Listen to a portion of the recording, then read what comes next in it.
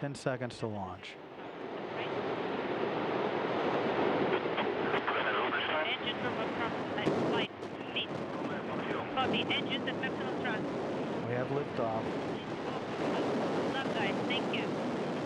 Liftoff of the Soyuz TMA-17M on its way to catch up with the International Space Station. A small object that you see moving there in the center is the small R2-D2 toy that is suspended above the commander's seat position, and that is provided by his children. We used to finish each other's sentences, but that's just because we grew up together.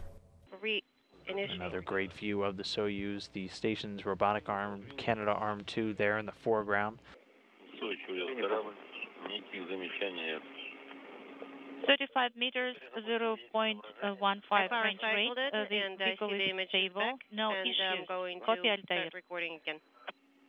Copy, thank you.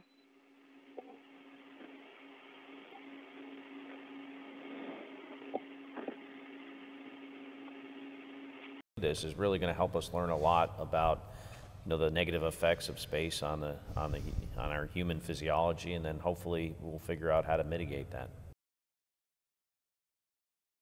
Holder for time in space, and there the two one-year crew members, Scott Kelly and Mikhail Kornienko, saying hello to their crewmates and hello to their home for the next 12 months in space.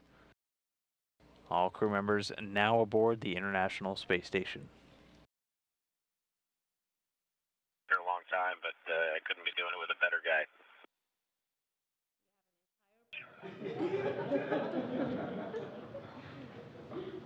I think for the folks who go to Mars, that's going to be, especially the first time, that's going to be such a, an incredible destination and event that, they're going to be really, really psyched up for the, getting there.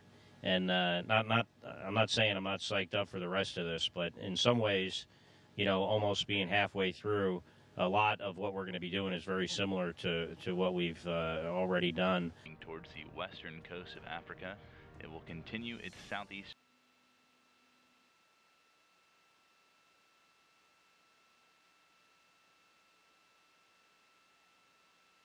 All right, how about right here? My level of muscle soreness and fatigue is a lot higher than it was last time. It almost makes me think of maybe there's a linear function to it.